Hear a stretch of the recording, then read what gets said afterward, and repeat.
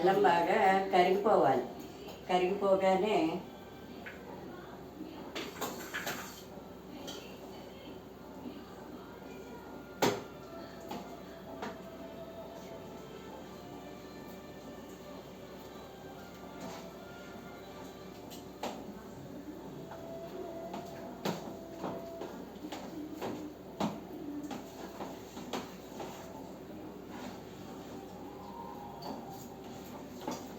Paste ఈ paste బాగా కలిసిపోవాలి.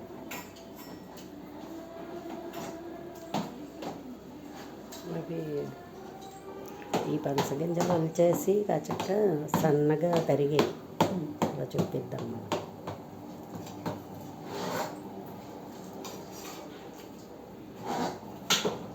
ఇటు పెట్టుకోలేకపోతే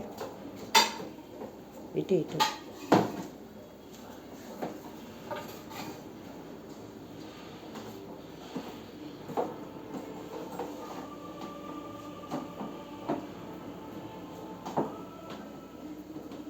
ఇలాగా ఏది ఉండలేవి లేకుండా బాగా మిక్స్ చేసేసుకోవాలి.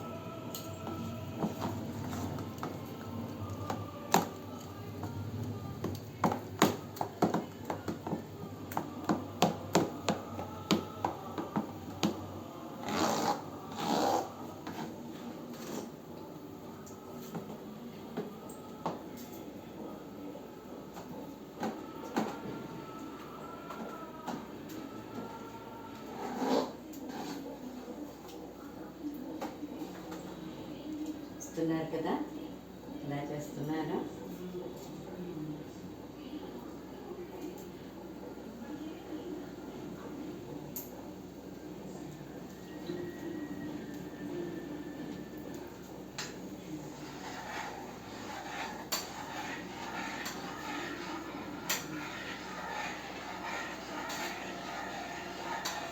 బెల్లం ఏంటి పాకంలో రావాలా జస్ట్ కరిగితే చాలా? పాకం రావక్కర్లేదండి, బెల్లం ఓకే, జస్ట్ అలా కరిగితే చాలు. బెల్లం కరిగిపోగానే ఇది చోవి ఇందులో వేసేయాలి. వేసేసి ఉండకట్టకుండా అడుగంటకుండా కలుపుతూ దాన్ని ఉంచాలి.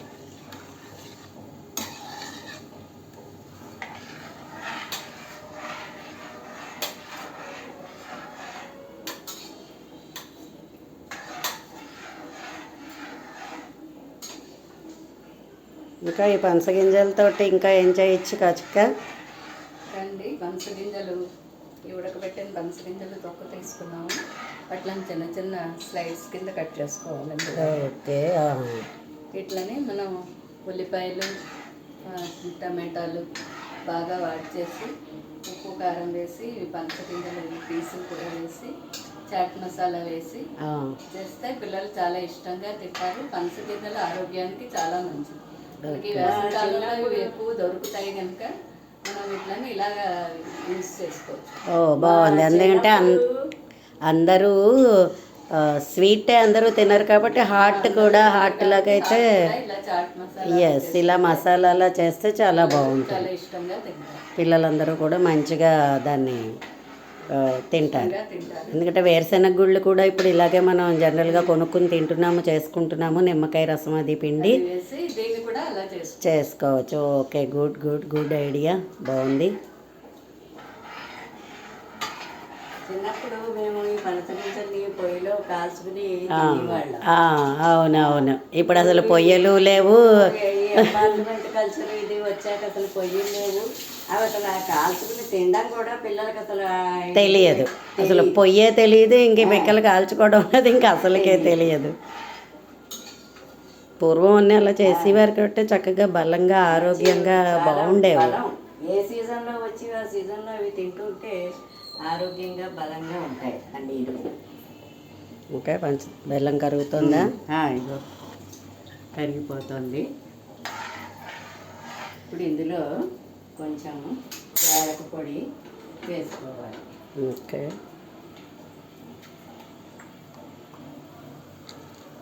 ఇంకా యాలక పొడి,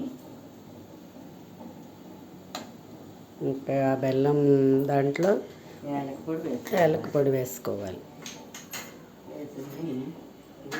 బెల్లం కరిగింది.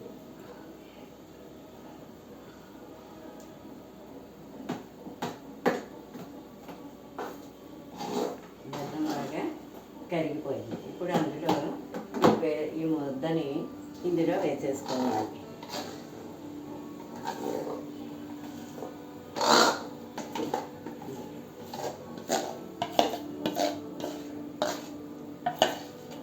మొత్తం మనం పెసరపప్పును పనసగింజలు మిక్సీ చేసుకున్నాం కదా, అదంతా కూడా ఈ బెల్లం దాంట్లో ఈ బెల్లం పాకంలో వేసేసుకోవాలి. వేసేసుకుని అడుగు ఇలా పట్టకుండా అలా కదుపుతూనే ఉండాలి, లేకపోతే గమ్ముని అడుగంటేస్తుంది.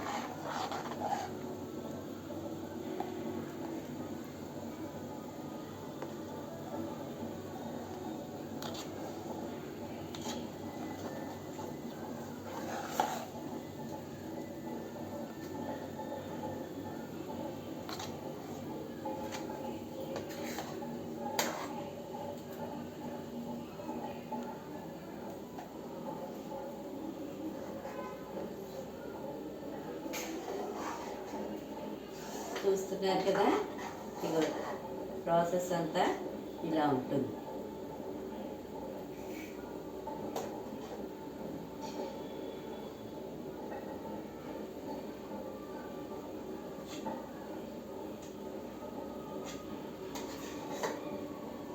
పెసరచో ఏంటంటే గమ్ముని ఇందులో వేస్తే గమ్ముని అడుగు పట్టేస్తూ ఉంటుంది. అందుకని దాన్ని ఇలాగే కదుపుతూనే ఉండాలి. కదుపుతూ ఉంటే కొంచెం కాసేపటికి గట్టి పడిపోతుంది, దగ్గర పడుతుంది.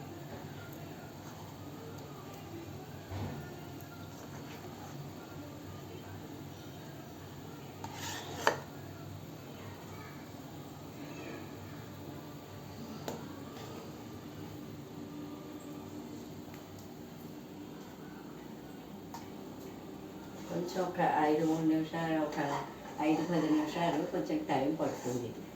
ఇలా ఇదిగో దగ్గర పడుతుంది.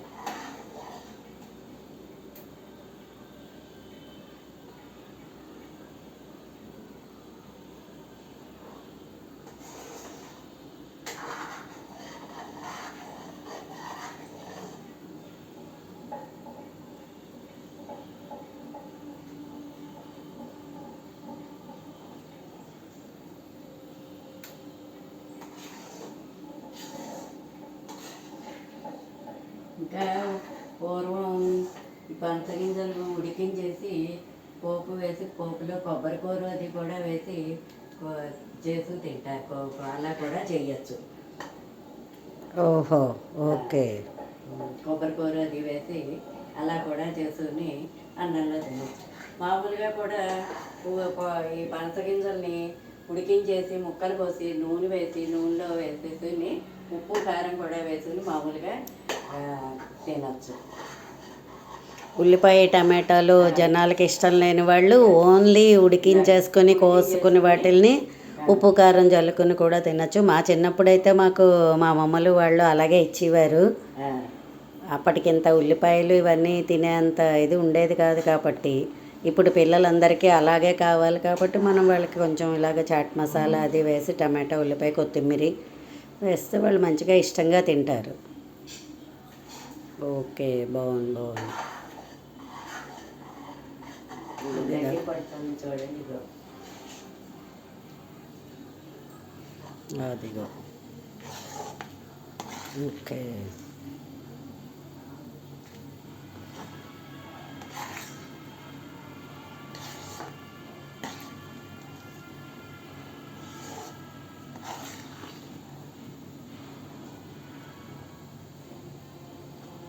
ఈ రెసిపీని నేను ఓన్గా తయారు చేశాను. ఇది ఎక్కడ నేను చూసి నేర్చుకోలేదు. ఈవిడే ఈ రెసిపీని కనిపెట్టారు. నేనే ఓన్గా ఇలా చేస్తే బాగుంటుందేమో అని అనిపించి ఓ రోజు పంచగింజలతోటి చేశాను అన్నమాట.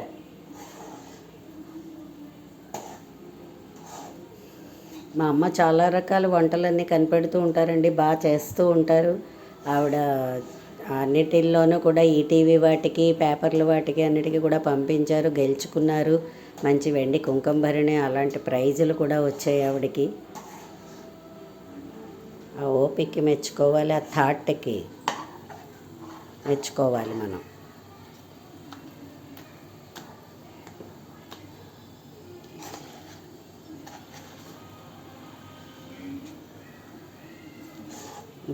దగ్గర పడుతుంది. ఇలా బాగా దగ్గర పడిపోయిన తర్వాత మనం ఏం చేయాలంటే ఇలాగ ఒక పళ్ళెంకి నెయ్యి రాసేసుకుని ఇలాగ మనం రెడీ చేసుకుని ఇందులో అదంతా వేసేసుకుని ముక్కల్లాగా కట్ చేసేసుకుని అవి మళ్ళీ మనం నూనెలో వేయించుకోవడమే.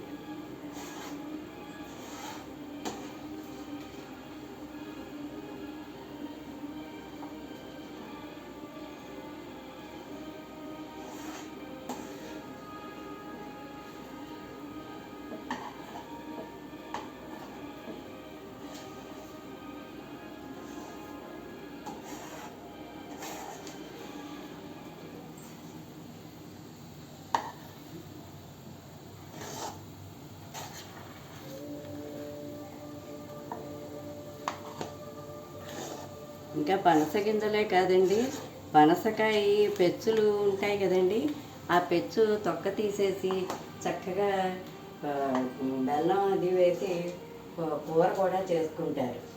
పనస పెచ్చులు కూర అనేవారు పూర్వం.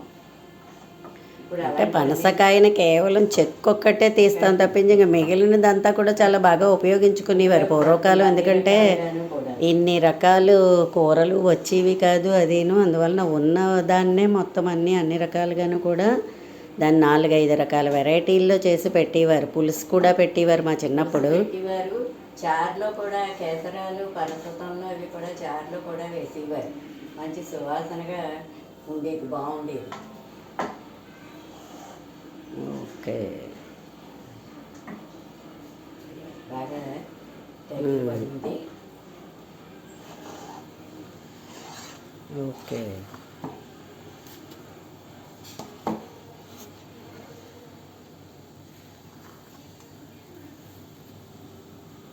ఇంకా కొంచెం గట్టి ఉండాలి. ఒక్కసారి ఒక 1 minute ఉంటే బాగా అయిపోతుంది.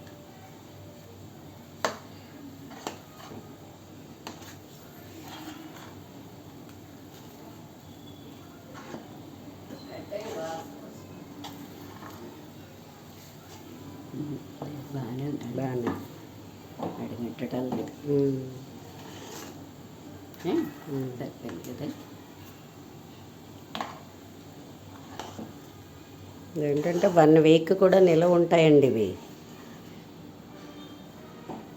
మనం ఫ్రిడ్జ్లో అది పెట్టుకోక్కర్లేదండి. ఫ్రిడ్జ్లో పెట్టుకోకపోయినా బయట పెట్టినా కూడా అవి చక్కగా 4-5 రోజుల పాటు ఉంటాయి. ఇదిగోండి బాగా దగ్గర పడింది ఇది. ఇప్పుడు దీన్ని ఇంకా మనం గైరిటని ఇంకా తిప్పలేమన్నమాట. అలాగంటే కన్సిస్టెన్సీకి వచ్చేసిందంటే మనం ఇంకా ప్లేట్లో వేసేసుకుని వాటిని ముక్కల్లా కోసేసుకోవచ్చు. కోసుకుని ఆయిల్లో డీప్ ఫ్రై చేసుకోవాలి.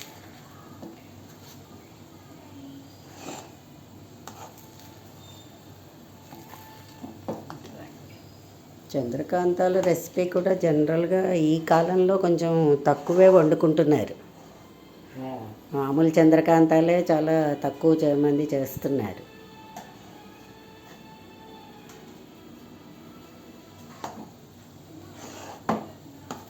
ఇదిగోండి దగ్గర పడింది. ఇది చల్లారితే కొంచెం గట్టి పడుతుంది. ఇదిగోండి. ఓకే.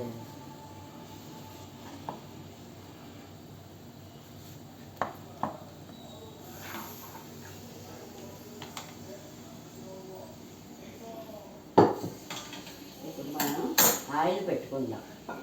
లోపల దాన్ని పళ్ళెల్లో వేసుకుందాం.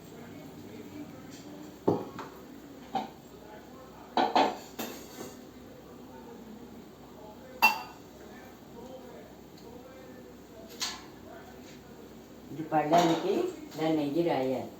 నెయ్యి రాసి అప్పుడు పళ్ళెల్లో వేసుకోవాలి.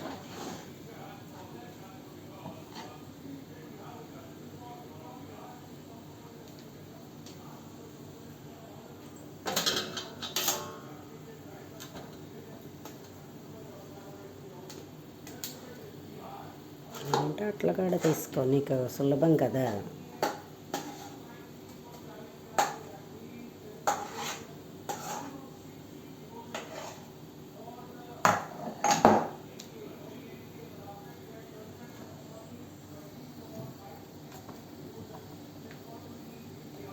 ఇలాగ పలుచగా నిలుపుకోవాలి. ఓకే.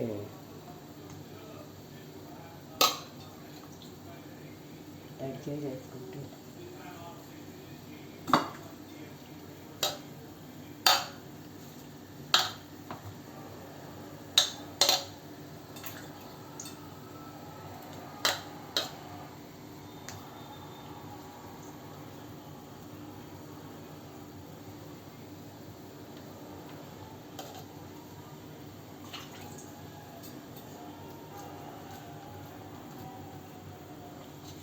తడిచే చేసుకొని ఇలాగ మొత్తం పళ్ళ అంతా పెట్టుకోవాలి.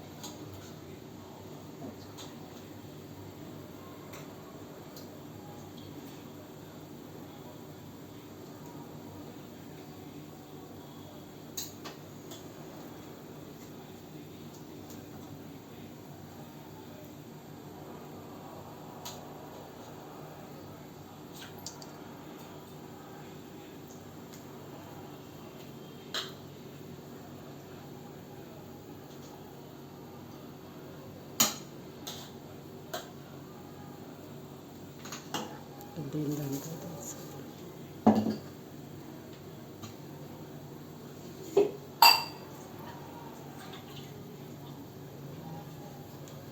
దానిదంతా తీసేక చుక్క లోపల నువ్వు దాని లోపల ఉన్నదంతా తీసేస్తే సరే. ఇక్కడ పెట్టుకో, ఇలా పెట్టుకో సులభంగా. ఇలా పలుచుకుంటే చక్కగా బిళ్ళల్లాగా పోసుకో. దీన్ని మన ఇష్టం, మనం మనకి ఏ షేప్ కావాలంటే ఆ షేప్లో కావాలంటే ఆ షేప్లో మనం కోసుకోవాలి. ఓకే. చాకు తీసుకుందాం.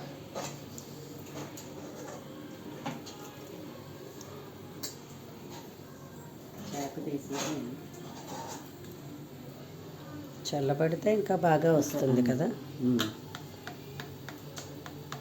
ఇది కొంచెం చల్లారాలి.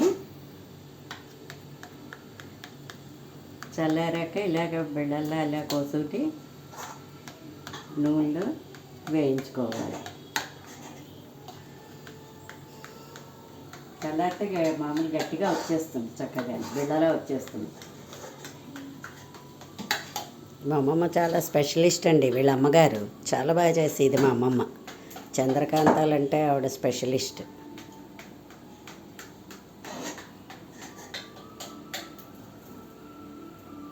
కొంచెం చల్లారితే చక్కగా బిళ్ళలా వచ్చేస్తుంది.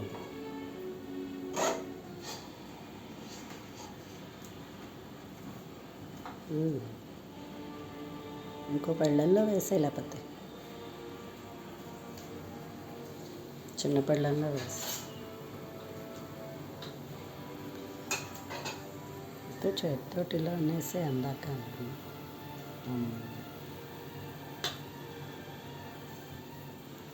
కొంచెం వేడి చల్లారాలి.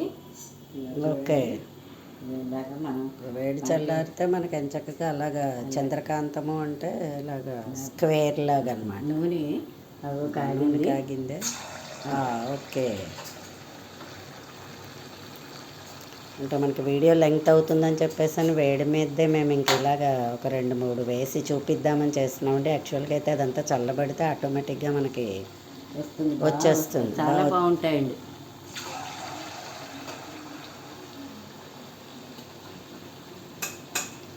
బిళ్ళలా వచ్చేస్తుంది. చల్లారిందంటే చక్కగా బిళ్ళలా వస్తుంది. అది ఇలాగ నూనెలో ఇలాగ వేయించేసుకొని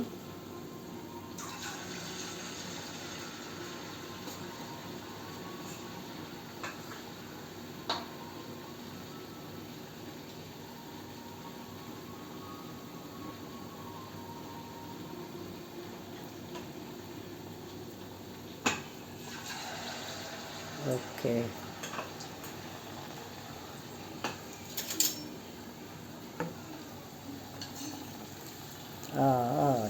నైస్.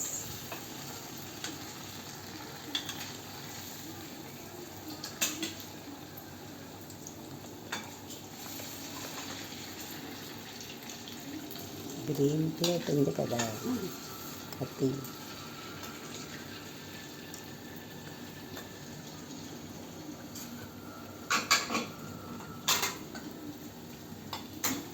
ఇదిగో.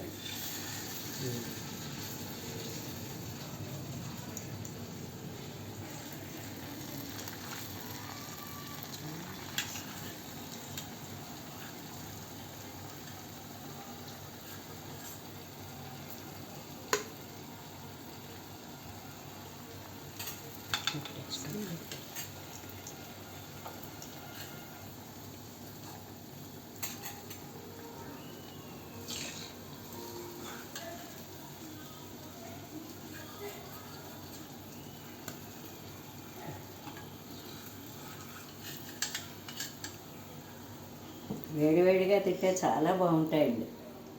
ఓ నైస్. ఇగో చూసారా, పనసగింజల చంద్రకాంతాలు రెడీ టు ఈట్. ఓకే, మీరందరూ కూడా నేర్చుకుని తయారు చేస్తారని ఆశిస్తున్నాను. చల్లారితే ఇంకా మంచి బాగా షేప్లో కట్ చేసుకుని షేప్లో వస్తాయి. ఇప్పుడు వేడి మీద కొంచెం ఇలా గమ్ముని వేసేసాను. ఓకే ఓకే, నైస్ నైస్, బాగా చేశారు. Good good. అందరూ కూడా మా వీడియోని చూసి సబ్స్క్రైబ్ అవ్వండి, లైక్ చేయండి. మీరందరూ కూడా ఇలాంటివన్నీ కూడా నేర్చుకుంటారని ఆశిస్తున్నాము. ధన్యవాదాలు.